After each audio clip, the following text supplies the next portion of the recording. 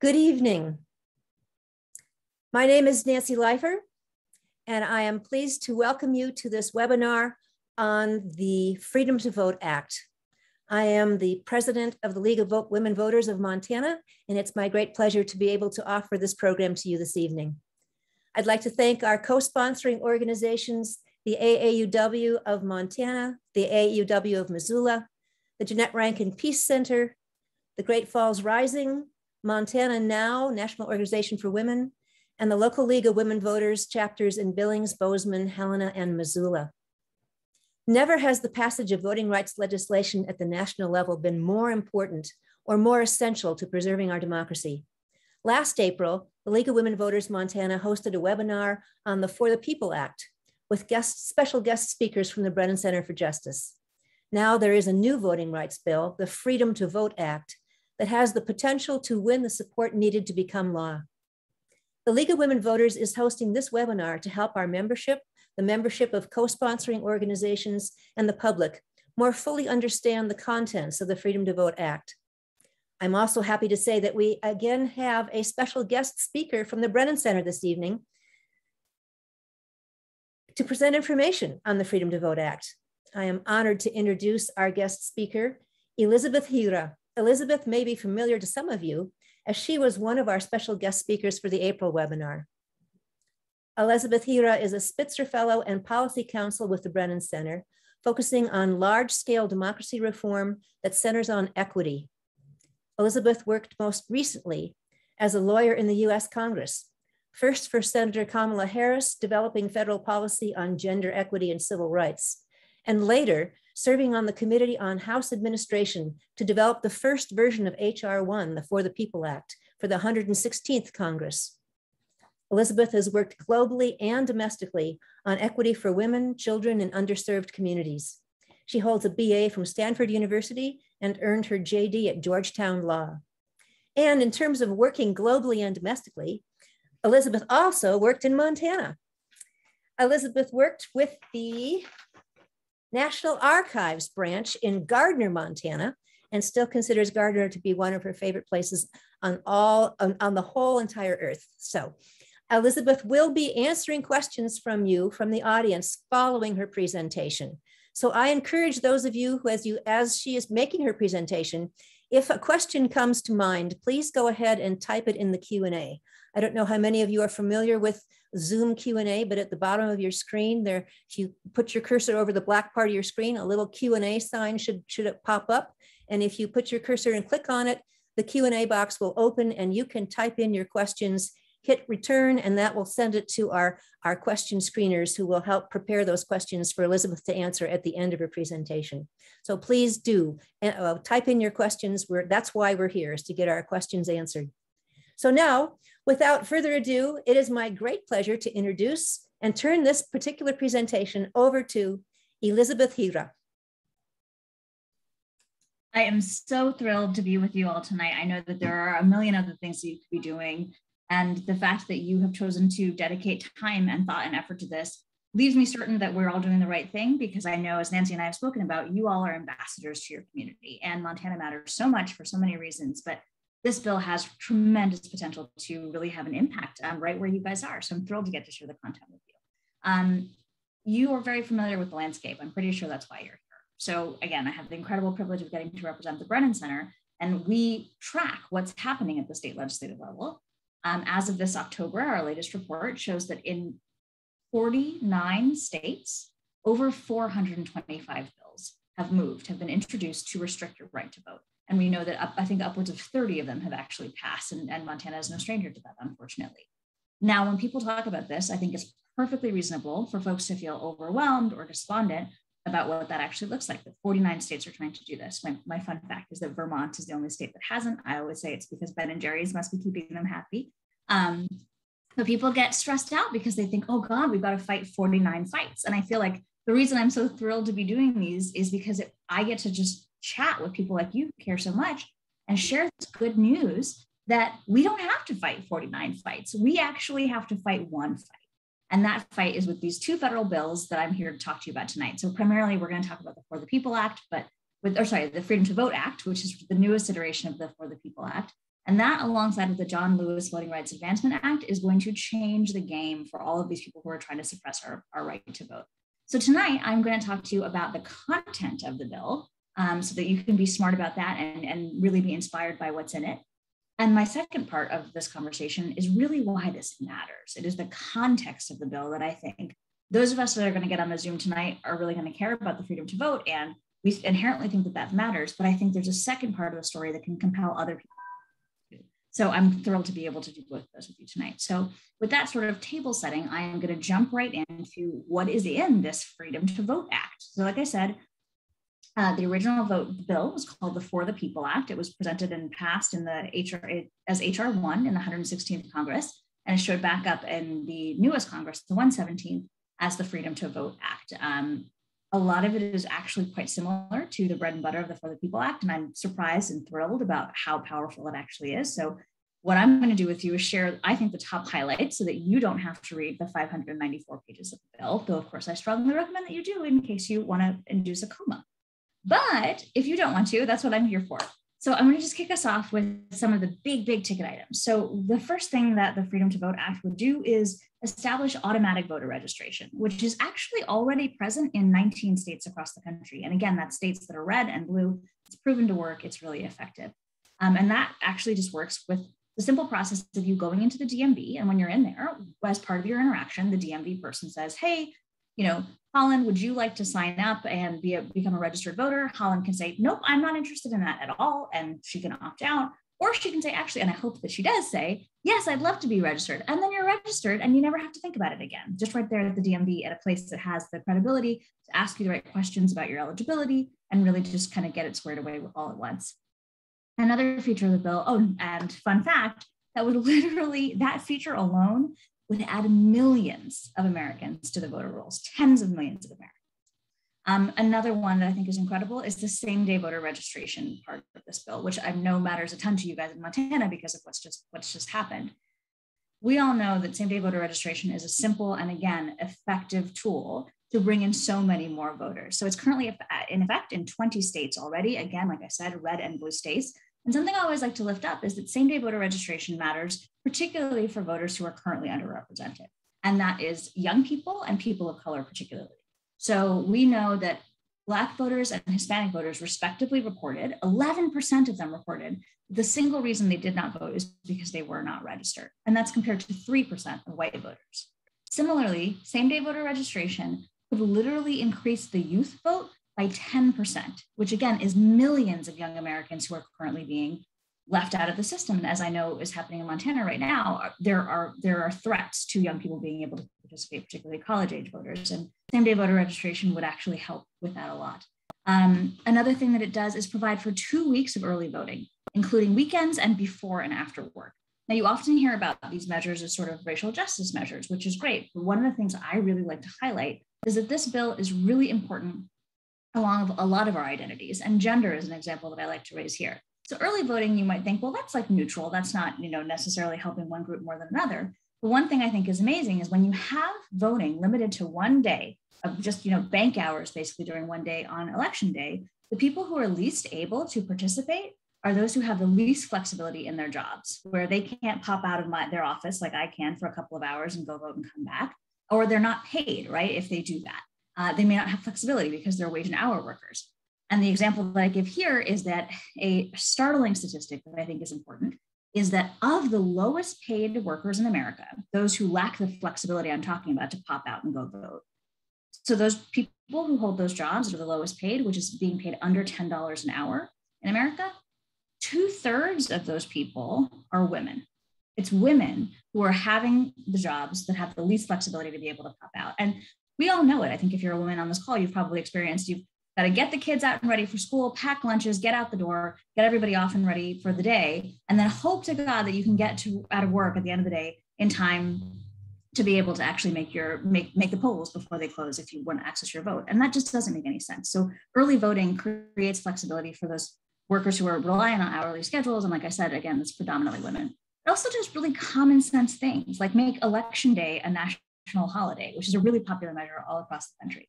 It provides, and they also they think of the mechanisms that are in this really nuanced way that I really appreciate. So one part of the bill provides for voter registration information actually being given out at naturalization ceremonies. So when you become a new American, right in that process, that same day, they're saying, hey, one of the great sacred obligations we have as citizens is to vote. And so, you're welcome to this process. It also allows for the pre-registration of 16 and 17-year-olds, which is really important because, again, as I know you guys are facing in Montana, they're targeting young voters to not be able to participate. So this bill would make it so that a 16 or 17-year-old who goes to the DMV, usually to get their driver's license, gets asked, hey, do you want to be registered? And that pre-registration automatically kicks in when they turn 18, so they don't have to worry about it. And those of you particularly who have college kids and stuff at home, they don't know where their mail is. They haven't figured out, what's going to their dorm. And this solves all of that stuff, just gets your kids ready to vote and to, again, really take part in that sacred process. It expands and authorizes grant programs to ensure access for people with disabilities. So voters with disabilities can vote in the same way that voters without disabilities do. And really importantly, it funds states so that they can be in compliance with these mandates. It's not just demanding things and not saying states can get the support they need to carry them out, but actually it's giving states the resources they need to make that possible. This is a new development and distinct from the For the People Act, but so there's a new development around voter identification. The bill does not require voter ID in states that don't already have it. But if a state does already have a voter ID requirement, it does really powerful work to create national uniform standards about what that voter ID requirement looks like.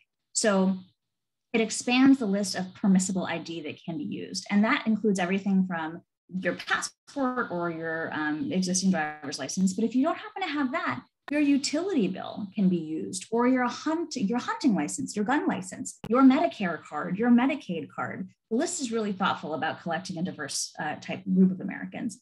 And if you don't even have those things, you can still go ahead and participate if you can find someone who has known you for 6 months and can come to the polls with you. And we know, again, particularly on places like the reservation where communities really know each other. And I know in rural Montana, like Nancy said, Gardner, everybody knows each other. So you could find somebody to come with you and to say, hey, I don't have, a credit card or a bank statement like these guys want, but if you could just come stand with me and we both sign sworn testimony that it's me, then I can go ahead and vote on a regular ballot.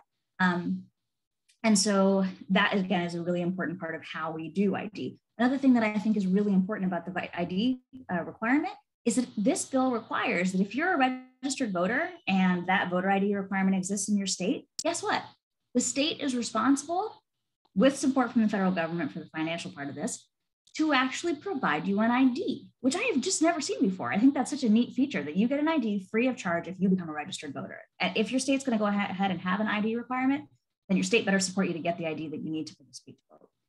It also protects voting by mail. A lot of states have been trying to restrict voting by mail. So we saw like Texas, for instance, was trying to say you can only vote by mail if you're over 65, which again is sort of a demographic attack on young people who are, again, increasingly diverse. The young people right now, it's kind of crazy. They are the most educated generation we've ever seen. And they're also 48% non-white. So I always sort of throw that out because I want folks to understand what some of these efforts are really targeting. I think they're targeting these young kids who are really politically engaged because they're seeing climate change happen in real time. They're seeing student loan debt balloon.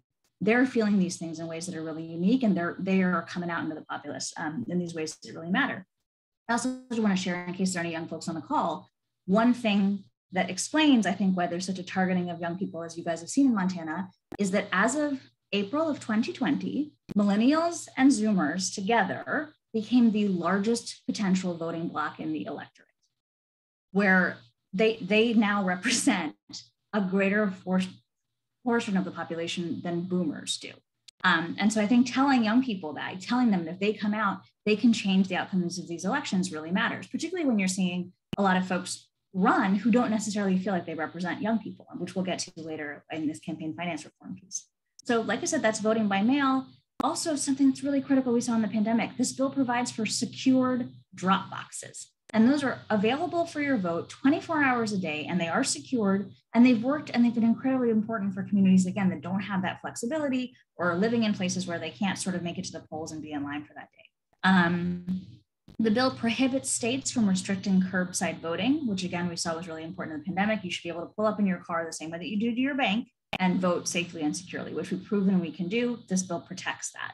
A really special part of the bill for me is democracy restoration. So currently, I think in 29 states across the United States, if you were a formerly incarcerated person, there are restrictions on your ability to vote, even though you were back in your community and you've served your time. This bill would make it so that if you were in your community, you are voting. And again, because of sort of the racial implications in mass incarceration, wholly, this provision alone would bring 3.9 million Americans back onto the rolls. And of that 3.9, 1.6 million of those people are people of color. And again, speaking of Montana, I just think it's really critical to point out that we see over-incarceration of people of color, especially Native Americans. And so we know that in states that have high concentrations of Native Americans, what we're seeing is, North Dakota is the example that I have, they're actually incarcerated at 7 times the rate of their white counterparts. And so with that sort of targeting that goes on, you see how taking away the franchise, when the franchise is already limited for these other sorts of reasons,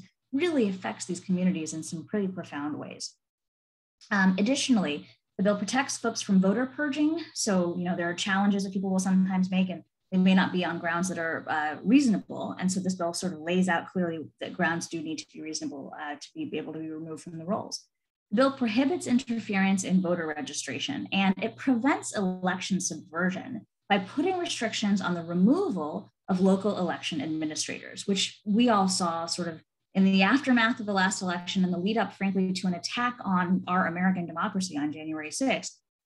The election integrity can't be overstated. And so this bill actually does important things to convince the American people that our elections are safe and secure. But more importantly to me, as sort of a member of the polity, it protects those, I think, frankly, heroic Americans who are actually doing the work every day of election administration, that are at the polls, that are helping people fill out their forms, that are helping elderly folks get through the parking lot to the polling sites. And those people should not be under attack. And the Brennan Center has done some incredible work that's really painful to hear about folks whose kids are threatened for their work that they're doing, and just death threats made against election officials. This bill would really increase protections for those election workers.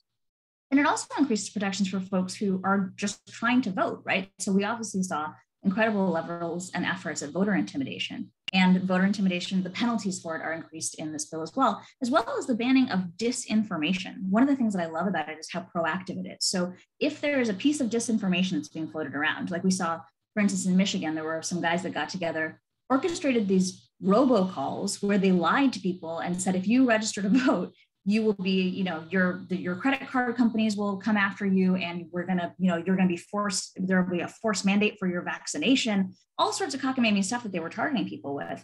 That sort of disinformation would be prohibited by this bill. And more importantly, there's an affirmative requirement that state officials and the Attorney General disabuse people of whatever information is coming out. So once that information is out, there's a responsibility actively of the government to stop it and tell people the truth, which I just think is really powerful in this climate. The bill provides grants to states so that they can get paper ballots, and folks, like I said, can know that their votes are counted and their votes are counted as cast. So we already, again, I love to emphasize that part of the reason that's driving these horrible voter suppression efforts is the big lie, which is literally just a lie, because what's amazing about our election is that the 2020 election, according to Donald Trump's DHS, was the most secure election in American history. And the Brennan Center always likes to remind people, you are more likely to be hit by lightning than you are to commit voter fraud. But even with those things being true, we want folks to know and have sort of the security to know that our elections actually do have integrity. And so this bill would advance those as well. It also, unfortunately, is deeply responsive to things that we were seeing at the state level that were just sort of, at least in my opinion, heinous. So, for instance, we know that Georgia voters may have been waiting 10 hours in line, and Georgia then passed a law after seeing those 10-hour lines that prohibited people from getting food and water while they were standing in line. So again, putting yourself in the shoes of folks who are standing out in line, you're an elderly person, you can't get a glass of water from somebody, it's a crime to be able to do that. This bill would just stop that. It says you can absolutely give food and water to people in line. And one of the great things about it is that it actually, again, practically limits lines to 30 minutes. And it's not just mandating that. What it's actually doing is providing states support so that we can make sure that election administration is efficient at the polls. And like I said, hopefully we'll never see another 10-hour line, because folks have so many options now: voting by mail, early voting, curbside voting. I feel like it's like Dr. Seuss, like in a plane, in a car, in in your socks, you can vote. It's great, So those are sort of the really granular things that these really smart people on the Hill have been putting together. But there are also some beautiful macro things that I really want us to get to. You guys know how incredibly important redistricting is. This bill bans partisan gerrymandering, and it establishes clear, neutral standards for congressional redistricting, which I just think is so important because literally a lot of these maps are being drawn without rules that are coming from a centralized place. And so that means that a lot of their smoke-filled rooms where a lot of these deals are being cut that end up hurting folks who are not being represented by these maps. So the Freedom to Vote Act would strengthen protections for communities of color and how we draw maps, but also for communities of interest, which I can't emphasize enough. Again, this is not just a race issue or a language issue. Communities of interest are folks who may share an ethnicity, may share a religious background, may share a water table. And the way that redistricting is structured in this bill, communities of interest are thought of collectively and are not going to be split up, and they should have a voice together, whether that's your religion or how you all garden.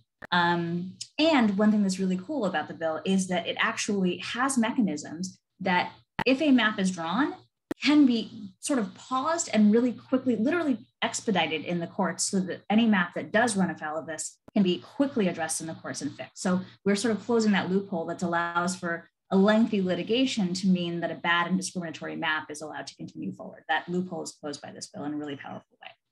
And finally, we're going to get to the part of my favorite part of the bill, which is sort of a surprise to me, but it's actually, technically it's campaign finance. When you say it that way, it sounds really boring. Actually, the way that I frame it and what I think is really true about it is that it's this part of the bill, the campaign finance part, is the first time I have ever seen a bill in our country that just asks, what infrastructural changes could we simply make to actually create a democracy that reflected the American people?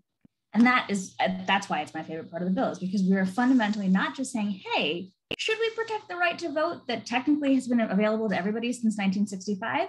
We're doing a little bit more than answering questions from 1965 with this bill. We are finally forward looking and thinking about what our country could actually be like if it really fulfilled its full potential. So I think to sort of telescope all of that into its most potent soundbite, if there's one thing that you guys take away from me tonight, it is this thing that I think is crazy. The 117th Congress, which is the current Congress, is the most diverse Congress in American history. It's the most diverse Congress, which feels like we're doing great, right? This should be really laudable. Well, that Congress, the most diverse Congress in American history, is 77% white, 74% male. And the last time we were able to do a survey like this of the most recent Congress, the 116th, fewer than 5% of those Congress people had ever reported working a blue-collar job. Add to that the fact that the current Senate, 2/3 of them are millionaires. We are so just underrepresented in the way that all of this works. And so not only are women barely 1 in 4 people in Congress, one of the things that I tell people, because I think this is sort of shocking to folks, is 2011 was the first year that women members of the House of Representatives had their own bathroom on the House floor. Prior to that, they had to walk away from the House floor to go to the public restroom. They would have to leave votes if they wanted to use the bathroom.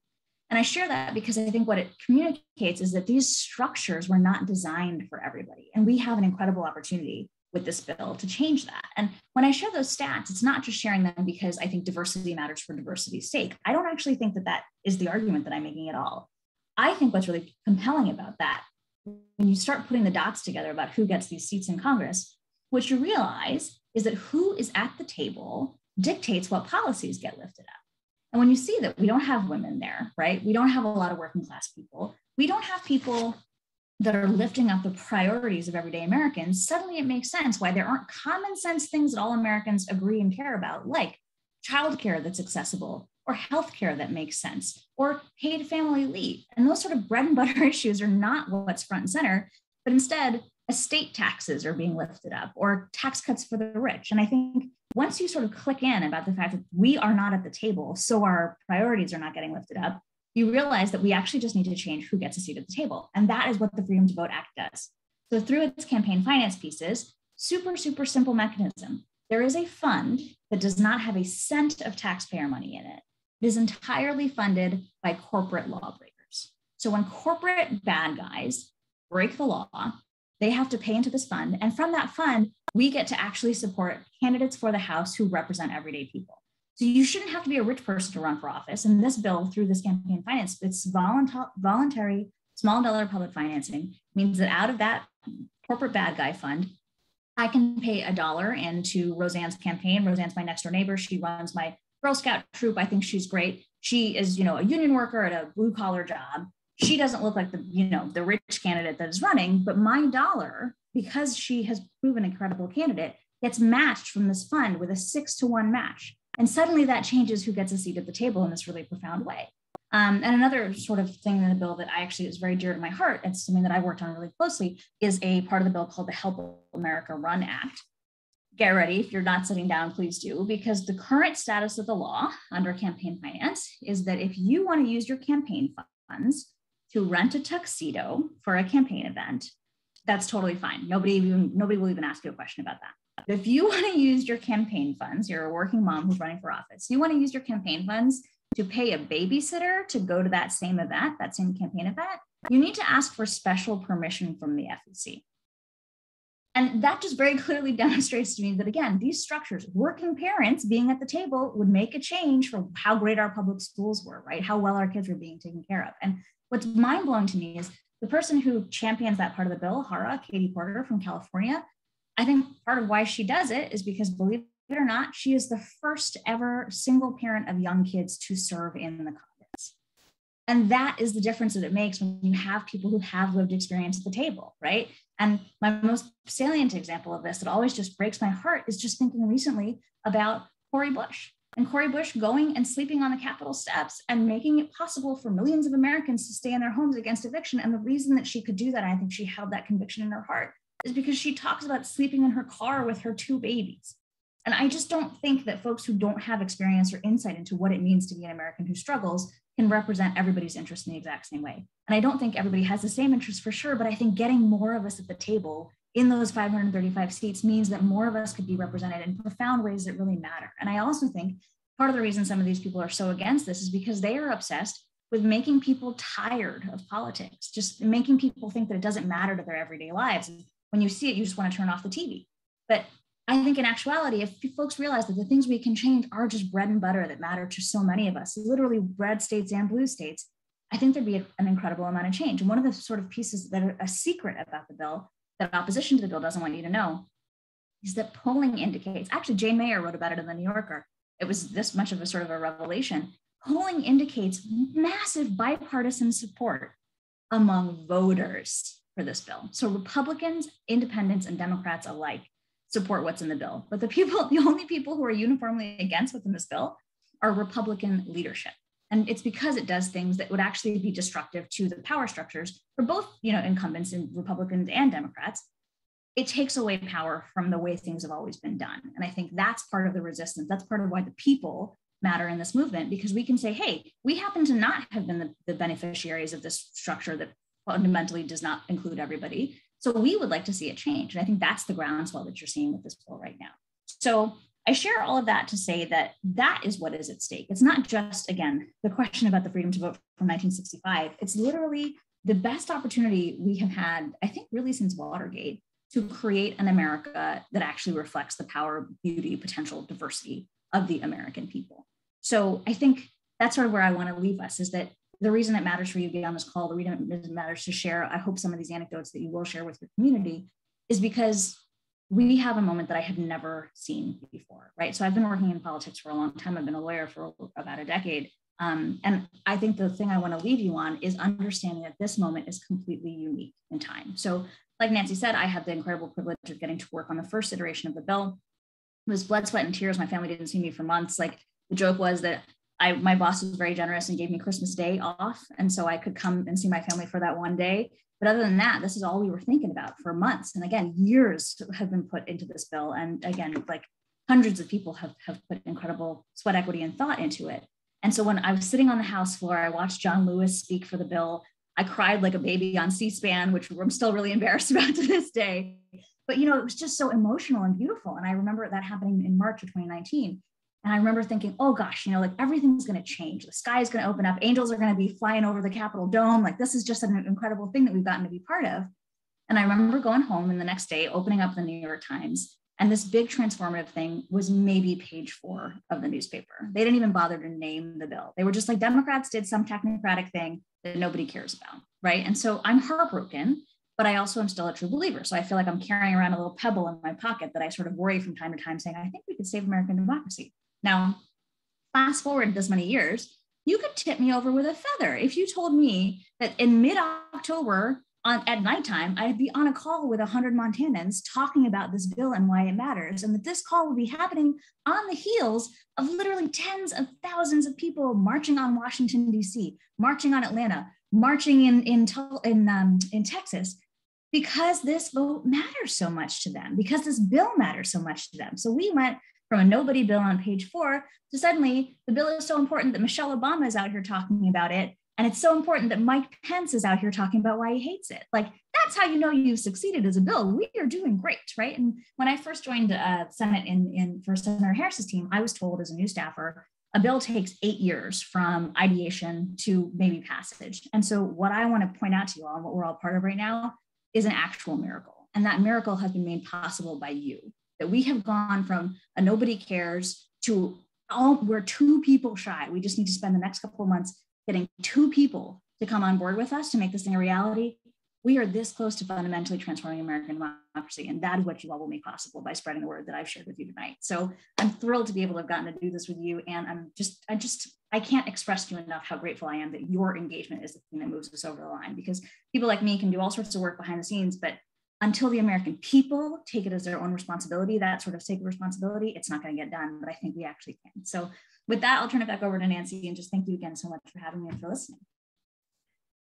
Thank you, Elizabeth. Thank you very much. I am enthused myself and excited. I hadn't quite got that angle on it that you just expressed, and I can see why this is such an important piece of legislation. We do have a number of questions in the chat, so I'll just take them in order. And the first one is, why are not all 18-year-olds automatically registered just like they are for the selective service to vote? I think that's an absolutely great question. I actually point it out all the time. If they can find your postcard to tell you you can go fight a war, I don't know why they can't find your mailbox to tell you that you're voted, that you have the right to vote. But I think this is it's an important point. It's something that I would encourage you guys to bring up with your state legislature if you think there might be willingness there. And I will say one of the things that's cool about what has happened is that it's starting to move the flag posts. So the fact that we can even be talking about pre-registration meant that actually one of our Congresswomen, Ayanna Pressley, in the last cycle offered us an amendment to the bill, moving the voter age to 16. So I think we get to have these conversations out that we weren't having before, like automatic voter registration for everybody, and changing the voting age, because we're starting to sort of push out. So I think we're setting some flanks that are causing some creative work. And I think the answer to the question is there's no good reason that's not in there. It could be in there. I would encourage your state legislature to be the template that inaugurates it. Thank you. There's a couple questions in here about what arguments do you anticipate in opposition to the Freedom to Vote Act? And in particular, just one second, let me scroll down here. One of our senators, Senator Daines, has said he's against the bill because of ballot harvesting.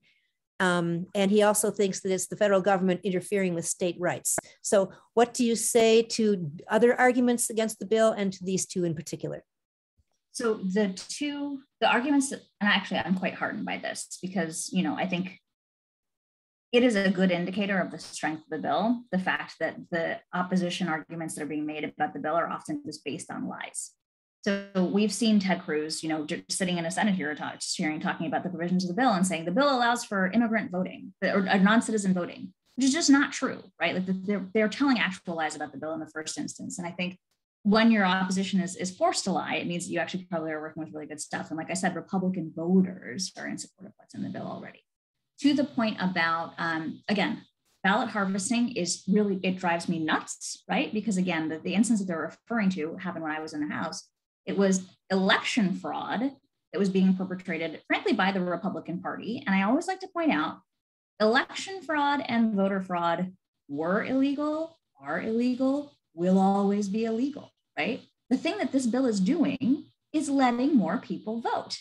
So to the extent that maybe your safest elections could occur if you allowed no one to vote because then no one could commit voter fraud, maybe that's the argument that these guys are making, but it just doesn't make any sense. What this bill is doing, like I said, is of bringing more people who are eligible voters onto the rolls using secured systems that we already know work, such as automatic voter registration and same-day voter registration. And again, providing money to states so that they can make sure that their elections are secure, so that they can use paper ballots.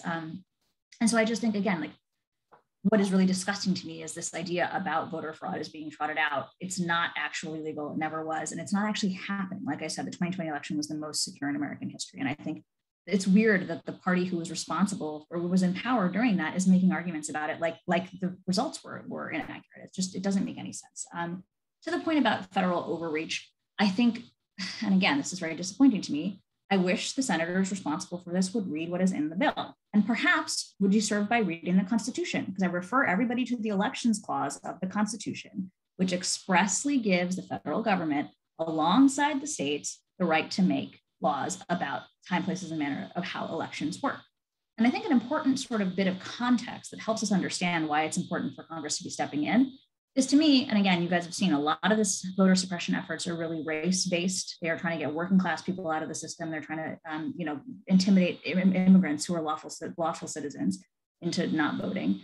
And I think a lot of what is upsetting to me about that is that when states have the opportunity to do the right thing and they don't, I think the federal government is obligated to use that power given to them in the Elections Clause to step in. And so the best analog that I can use is, there was a point in this country where we decided that invidious racial discrimination in schools was no longer to be okay.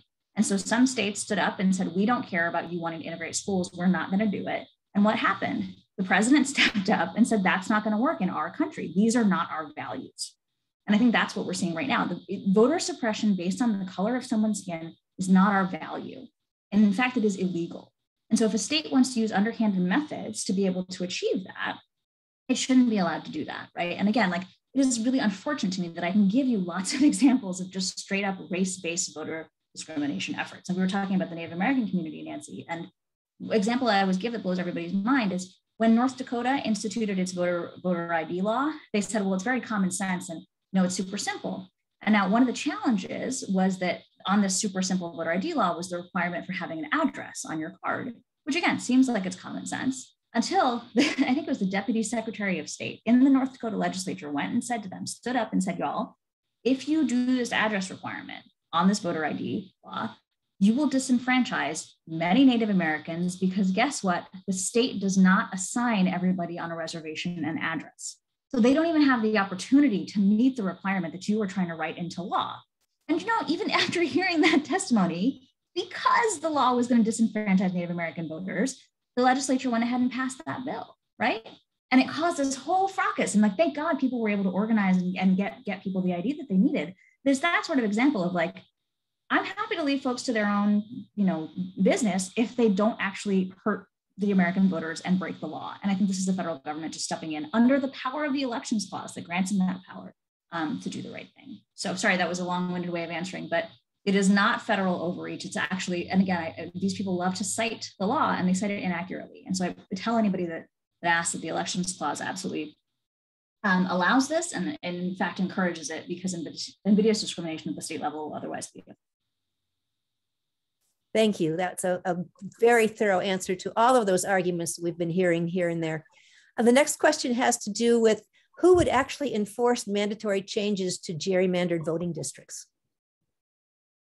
I think the litigation is probably going to be the backstop. I'd ask you to let me follow up on it because I don't want to say for sure if that's all the mechanisms that are, but what's really cool about the way that the bill lays this out, like I said, currently there are no standards. I was just reading actually from one of my colleagues, Michael Lee, who does brilliant work on this, that there was one part in Pennsylvania, I think it might have been 2011, where in the same day, they released the map, had a 7 a.m. hearing on the map, a very early morning meeting on the map, then put the map through committee and then voted it out all in one day with no input from anybody at all about what that map looked like. And under the current rules, which frankly are non-existent, that activity was totally permissible. But what's great about this bill is that it sort of standardizes. It's going to say, hey, these are certain criteria that need to be met for your congressional district to work. And then it is up to, you just can't break the law, right? But as we know, when the law is broken, the enforcement mechanism that we have is litigation. And that's again where the For the People Act has really, the Freedom to Vote Act has really specific mechanisms that are built in. Like I said,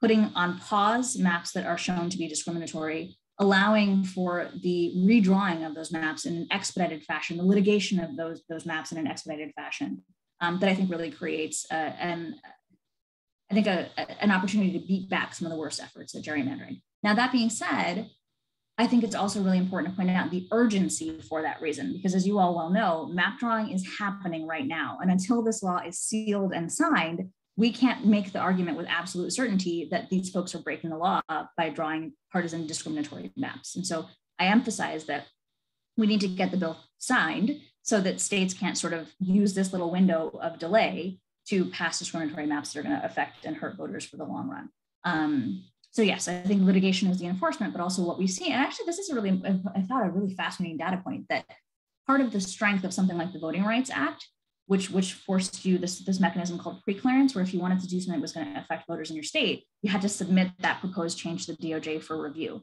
Now, when that got taken away with Shelby County v. Holder being gutted by the Supreme Court, one of the fascinating effects was us realizing that the existence of that preclearance mechanism alone was enough of a deterrent that states didn't even put things forward that they thought were going to be patently discriminatory.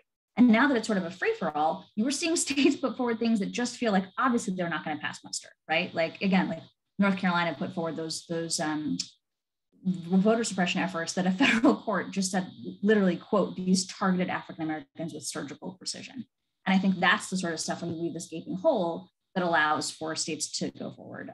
So I think the enforcement will be in litigation, but there's also a really important point to be made that with this sort of protection through the Freedom to Vote Act and the John Lewis Voting Rights Advancement Act, states that would happily be bad actors if left to be in a free-for-all will be disincentivized from actually doing that because they'll be locking themselves into litigation for the long haul.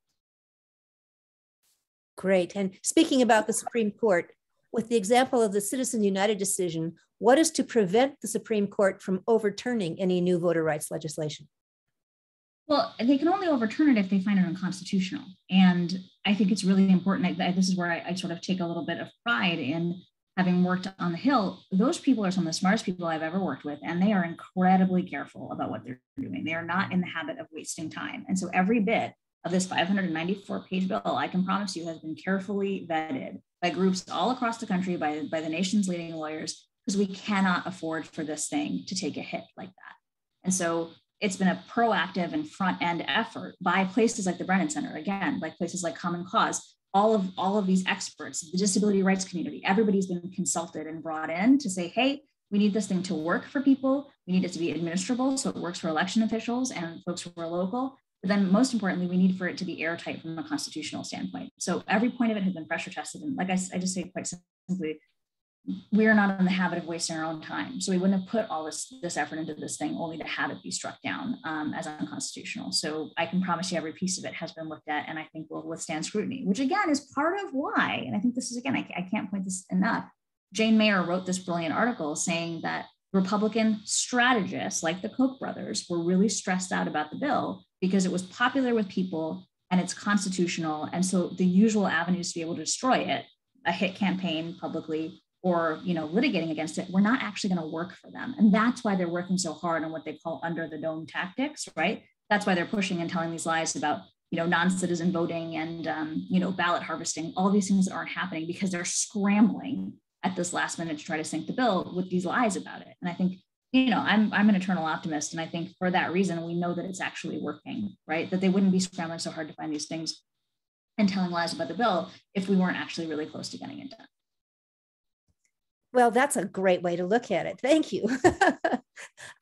So here's a different question slightly. Are all the provisions of the Freedom Vote Act necessary? That is, if Congress finds any of these objectionable and they don't pass the whole bill, will the entire act fail? Oh, well, I think that this is sort of an interesting, it's a bit of inside baseball stuff, but the Freedom to Vote Act is pared down from the original For the People Act. So to the question of whether every piece of it is necessary, I love it. And I love the the For the People Act before it, because it literally is, it's not a smorgasbord, just sort of, I tell people, it's not a voting rights bill stapled to a campaign finance reform bill. It is a cohesive narrative that literally looks wholesale at our American democracy and says, what is wrong here? Let's take one swipe and fix it. And the best analog that I can raise for folks is the renovation of a house, right? Some people complain the bill is too big. which always really stresses me out because I just don't understand. Are these folks mad that Congress is doing its one job? Like, it doesn't make sense to complain that a bill is too big when there are so many things to actually fix in our democracy. And so when you realize that this bill is taking on all of those things in a wholesale way and saying, let's look, like I was saying to you before, that 8-year idea about a bill is because it is so difficult to get the attention of the American people, one, which then forces the American government to be responsive with its attention, right? So we really are going to get one bite at this. And so I think the idea of like, oh, we can pass some of it here and some of it there is really like saying to somebody, hey, why don't we renovate the whole house? We'll put all the money together and get everything together. But why don't we just leave the front door off the hinges? And maybe in a couple of years, we can put in some front windows. And it's like, that doesn't make any sense. So if you wouldn't do that with your house, why on earth would you do that with your democracy? We have a shot. We've generated all this momentum. We have so many people, literally, this thing has passed one chamber of Congress twice, and now is the top priority. Literally, it was HR 1 and it was S1. So the top priority of the House and the Senate. The Senate Majority Leader has said it was the first thing he was going to deal with when they came back from Congress. The president has made a public statement, right? And repeatedly has talking about the bill, the vice president as well. This is so close to getting done that it's sort of like, why would you compromise now? Why would you negotiate against yourself? And more importantly, you're not getting anything by that negotiation, right? So the Freedom to Vote Act is the compromise bill of the person who was leading the charge against this bill. And so the fact that he went from a public op-ed saying, I'll never support these, to actually being the leader architect of the new bill, to me, is an example of I think, my truth, which is frankly, 2 weeks in Washington is an eternity. And better to look at what they do than what they say, right? And so the fact that we've gone into this climate where Joe Manchin was against this bill until he became the architect of it, which is amazing because now he needs to be the leader to get it done, right? And so I think that there is a reason to be really heartened by all of those developments. And again, that's a lot of inside baseball Washington stuff, but I think it does help us understand that we were asking for the sun, the moon, the stars, and the sky, and we got the sun, the moon, and the stars. So I'm not really mad about that ultimately, right? And we don't get this kind of energy around bills very often at all. The last time I saw it was probably the ACA, where when I was working in the Senate, you literally couldn't go to your office without stepping over moms that were covered in those silver blankets in the atrium because they did not want you to go to your desk thinking that they didn't care about what was happening. And that changed the course of history, right? And I think that's what we had. That's literally the opportunity that I feel like we're facing right now. We're seeing congressional leaders get arrested for this. The kids are planning civil disobedience out in front of the White House. This is a moment unlike we've seen. And I think it's what an exciting part to be part of, but also a really good reason to take heart. We will have a couple more questions here. I think we'll wind this up around 8 because my goodness, you have been just on stage this whole time, just so enthusiastic. Thank you so much. I don't want to wear you out, but I have a wonderful comment here. I'm a community enthusiast from Nashville, Indiana. Thank you so much for your work. I'm a single working mother of 2 elementary kids who is also serving in my first term on my town council. I have ambitions for higher office, but identify with the struggle. I'm wondering if you could elaborate a bit more about the campaign finance aspect, and perhaps I'll throw on the end of this question, explain a little bit more about why it's in the House and not in the Senate. Yes. So a couple things. First, congratulations. I am so proud of you. That is so exciting. And I think it's really important because you are representing exactly the folks that I'm talking about. It's somebody who has lived experience and needs to be at the table, who can deal with the practical realities of this, right? If you were so rich that you never had to worry about whether you could hire a babysitter while you quit your job full-time to run for office, you are not like most American people, right? And that means you're not going to do as great a job as our friend who is a single mom of 2 parents, who's also serving her community at the same time that I bet she's working for. So I say that. The questions were, why just the House? It used to be the Senate and the House. If I were being cynical, I might say the reason that it got cut out of the Senate is because the bill is being considered in the Senate. And like I said, a lot of these people who are in power right now are in power because they were in power under these old systems. And so we're actually asking these congresspeople to sacrifice some of that power by passing this bill, right? To change the stakes so that you don't have to be a millionaire to run for office. Like, do I wish they'd kept it in the Senate? Yes, I wish they had. They didn't. At least it is preserved by the House. And I do think that one of the things we'll see is sort of a realization about why it's so important to have people with lived experience at the table, at least from the House. So I'd say let's be glad that we got it in the House, right? Like I said, sun, moon, and stars. Well, sun and stars. And maybe we set a template for it to be able to be passed in the Senate. I also think once folks see who is actually getting to be at the table, right? And not for nothing, Our last presidential election literally asked the question, which septuagenarian white male millionaire would you like to run the country? Obviously, they were very, very different, but the fact that those were the categories that we got doesn't feel like it reflects everybody in the room, So the diversity part of it is really important. And also one thing I want to point out, and again, who is at the table matters, but the systems have been structured in these ways that really don't allow everybody to be at the table. So our friend who's running is a statistical anomaly, because what I learned when doing research for the first draft of this bill is that men will often report the reason that they run is because they felt they were going to be good at it. Women are often called to run more because their community saw a specific need and asked them to. So on average, a woman has to be asked to run 7 times before she will seriously consider it. So tell everybody, I'm telling you, I don't even know you, but I want you to run. If you're on this call, it's because you care about our country. And so I think you should run, right? So count me as the first one and tell your friends that they have 6 more. That's one part of it. Another thing that blows my mind is that there was a survey done by the Center for American Women in Politics of sitting state legislators, so of women who had won their races. And you know that 1/3 of them reported being repeatedly deterred from running by party officials because they were looked at maybe as unelectable, right? And these party apparatuses are accreted power that usually look a certain way. It's usually a bunch of people that all have similar life experiences. And they might look at the rest of us and go, I don't think you should get a seat at the table. So I'm going to tell people that you can't win. And small dollar public financing just changes what is possible there. Things like the Help America Run Act change what's possible there because you can see working moms, right? So the lady who this woman, Luba Gretchen Shirley, who ran for office, who was the one that went to the FEC to ask for that permission to get her babysitter paid. And she created a national news story, right? Like her work is the genesis of a lot of what's happening there. So I think when we step forward and say, hey, these systems were not built for us, right? The way that we design Hira, it's not just childcare. You can use your campaign funds as well to pay for elder care. And again, we know that discrimination in this country works in such a way that women are carrying more of the domestic burden. So we're very likely to be working full time as our partner. And in the context of a heterosexual couple, women are not only working full time, but they're also doing 80% of the domestic work as well, right? So there are just all these burdens and demands on us that I think give us unique insight into what sort of support we would need. So this bill would pay for your childcare, would allow you to use your campaign funds to pay for your childcare, for your elder care, for any dependents that you were taking care of. If you had a disabled sibling, they would be covered as well. And for you to cover your health insurance premiums. Because as somebody who's running, you literally look at that and say, to run for the House is a full-time job. I'm going to have to quit my job. I've got to figure out how to pay our health insurance premiums while that's happening. And this bill is a little step to be able to help change that set of circumstances. I will also just point out that the current status quo is that you can actually pay yourself a salary up to a cap under current campaign finance law. But again, that doesn't look great. And so working class candidates tend not to take that option because you don't want to say, hey, I'm paying myself to run, because it just doesn't look great. So this is a workaround to be able to sort of normalize it. But I share those things to say every American who cares for her community should not be left out of that system because she's not a millionaire. And that's exactly the stuff that's being done in this bill. So I'm happy to talk about it offline too, the Help America Run Act. And again, I'm really proud of Katie Porter for making it happen. It actually passed the House, believe it or not, with bipartisan support as a standalone bill. So I think it's a great example. Rodney Davis stood on the floor. He's our Republican leader from Illinois, who's the Committee of House Administration, head for the Republican side. And he talked about his twins. He talked about his wife, who's a nurse, and how hard it was for them to get the kids out the door every morning and to be running for office on top of that. And I just think it's a great example of where there's common ground for regular American people about so many common sense things are in this bill.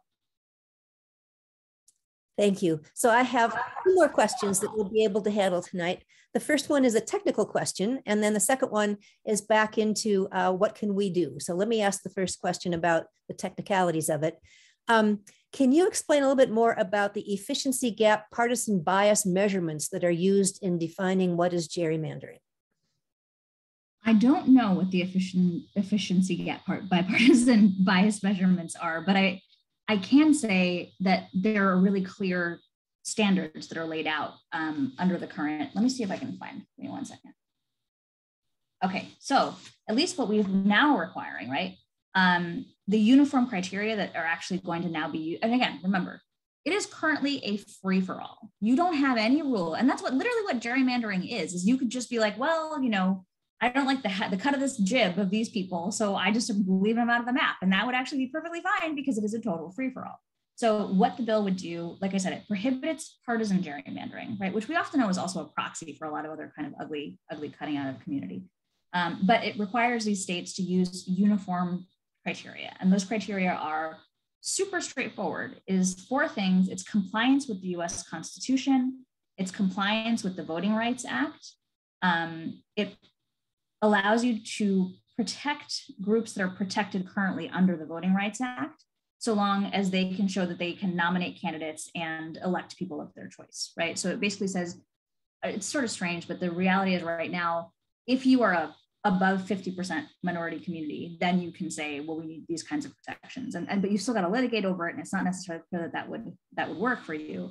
This bill would just say, hey, if you can show that you're a protected VRA group and that you actually could get your guys elected, we can't dilute the power of your vote. And then the 4th thing, like I was talking about earlier, is making sure that maps are drawn to represent communities of interest. And I cannot emphasize more broadly, that's not limited to people who are protected by the Voting Rights Act. That is any group that shares a common interest. So, again, the water table, right? People who really are affected by things that politics is about can come together and be protected under this bill.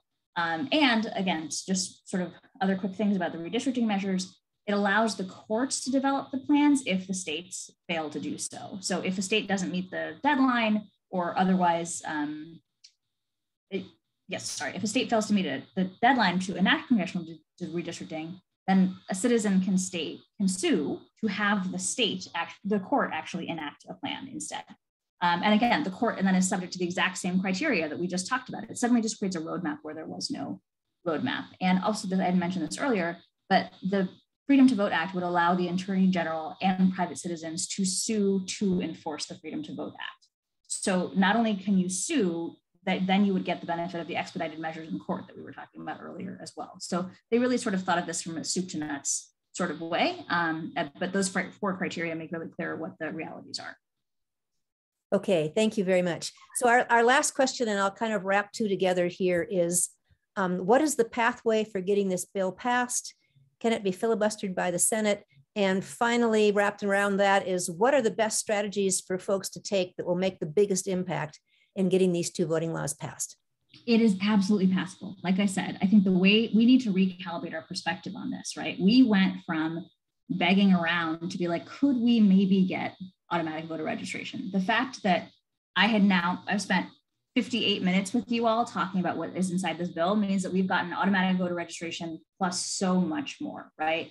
And we are having this conversation because it is so close to pass it, right? So the question about the filibuster, again, I cannot overstate that they keep talking about the filibuster as though we would need to convince 10 Republicans to move to be in support of this bill, which, pigs might fly. I haven't seen it, but I don't think it's going to happen. And actually, what's really important for us to know is that that does not mean this bill is dead in the water. What it actually means is the Senate needs to take advantage of this other procedural workaround that is available to it. Now, Senate rules are changeable by a vote of a simple majority of the Senate. And so the technicality of it is that it's not technically a rule change. Basically, if we just called a vote of the 50 senators to say, hey, we all support this bill, we're now at a place where we're all actually behind it and we're all co-sponsoring it, which is actually the case now. Again, I can't state this enough. Every Democratic senator is a sponsor of this bill, right? Is supportive of what is in this bill. But if those 50 senators got together with the vice president added in as the tie-breaking vote, they could just vote to effectively change the rules of the Senate. So instead of needing 60 people to begin debate on the bill, you could just say, hey, we're going to begin the debate on the bill with a simple majority, 51 of us voting. And now that 51 of us there are 2 things you vote on. First, you vote to open debate, which is the cloture motion that you sometimes are hearing about. And then the bill is being considered on its merits, and then you vote on the actual bill. So the vote on the actual bill, that second vote, is only a 51 vote threshold. So they could vote to change the 60 vote threshold to just say, hey, let's actually get this done.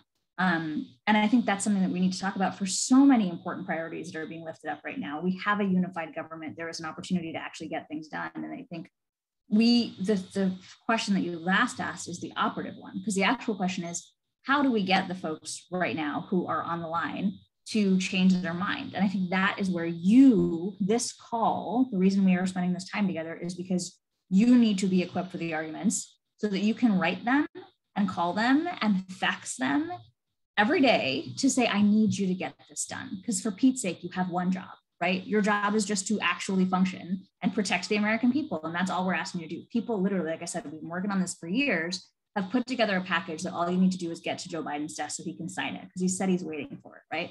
So the things that you can practically do, call your senator, absolutely, right? But I think the other thing, particularly for you guys in Montana, people don't talk often enough about just senators pay attention to your local paper way more than they pay attention to the Washington Post or the New York Times. So I can't emphasize enough, letters to the editor are going to have a really big effect if everybody's writing every day to say, hey, Senator, where are you on this? Because we need it, right? And it's, again, Republican voters support it, Democratic voters support it, independents support it. Like, why wouldn't you support it, right? So letters to the editor are a really powerful tool. Another thing that I tell people as an organizing tool that's amazing, you know, pandemic is horrible, but one of the great things about it is I'm sitting here chatting with you. I'm in Brooklyn, New York. I'd rather be in Gardner, Montana, but I'm in Brooklyn, New York. You could have a town hall where you invite both of your senators to say, hey, Sun Wonk from the Brennan Center just taught us all about this bill. I think it's pretty great. Here are the reasons I support it. Senator, since I know that you would never need to suppress a vote or rig an election to win, it seems like common sense would dictate that you would agree with me and support this bill. So I'd love for you to hop on a Zoom and explain to us Montanans why you don't support it or why you do, right? And I think people, this is maybe the political operative in me, but I think have the Zoom. And if they don't show up, it's as much a news story as if they do, because then you get to say, hey, so-and-so couldn't walk over from his kitchen to spend 30 minutes with us on Zoom explaining why he doesn't want to have this bill that's going to bring millions of eligible Americans onto the rolls. So organize the Zooms, invite them. Maybe they come and surprise you, which is great, because then now you can use the information that I've just shared with you. And if they don't, then you better write to every paper that's within spitting distance of you and tell them, I don't know what Senator so-and-so is doing, because why didn't he show up, right? So yeah, letters to the editor, calling them. But I think the biggest thing, and this is sort of what moves me about this work, is actually telling your community about what's going on. So there is so much that's always demanding our attention. I think that folks are probably hearing about the voter suppression stuff. You guys on this call are sort of the elites of this. So you might know about the bill, but I think a lot of people don't. So I think the news that they're getting is all bad news, you know, which is often the case in America, right?